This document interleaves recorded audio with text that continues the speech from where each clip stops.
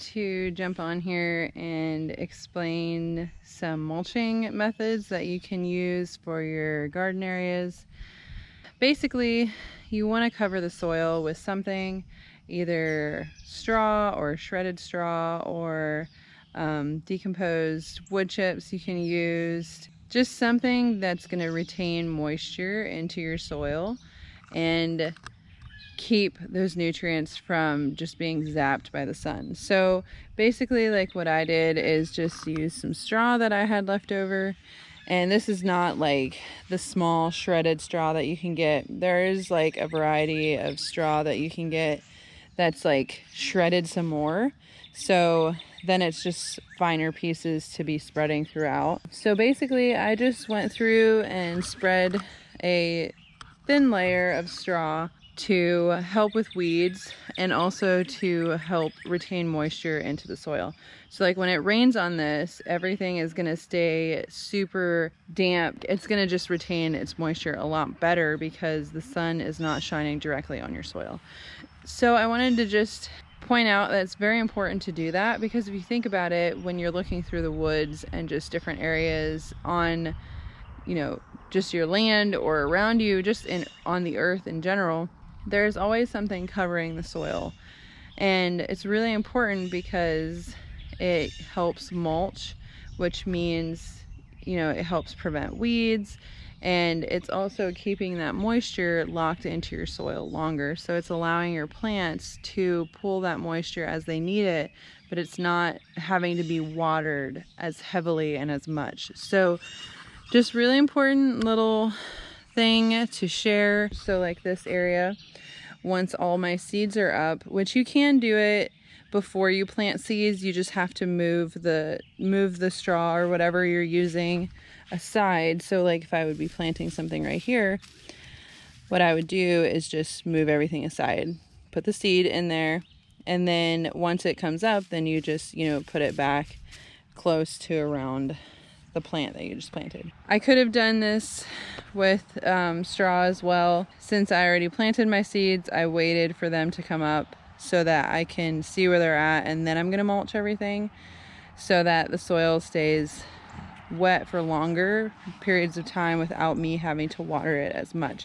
So when we get a really good rain, I want to be able to take as much advantage of that rainfall as I can and keep the moisture locked into the soil so that it's not drying out and just zapping all the nutrients as quick. So just a little tidbit, make sure you take time and mulch over top with something. We also have wood chips. We have a lot of access to wood chips. So we have some piles that are in the hill already that are decomposed. So if I wanted to, I could do a thin layer of wood chips. You want to make sure that they're decomposed. You don't want to use fresh wood chips when you're putting that on top. And you also want to keep it pretty thin as well. If you can get wood chips that are shredded into like a really fine mulch already, then you can use that because it's already broken down a lot more than what these, you know, size wood chips are here. And also too, don't use Black Walnut, Tree of Heaven, and then I think there's another variety. It's not just like a regular variety, but do not use those kinds of wood chips on anything that you're growing. It will kill your plants.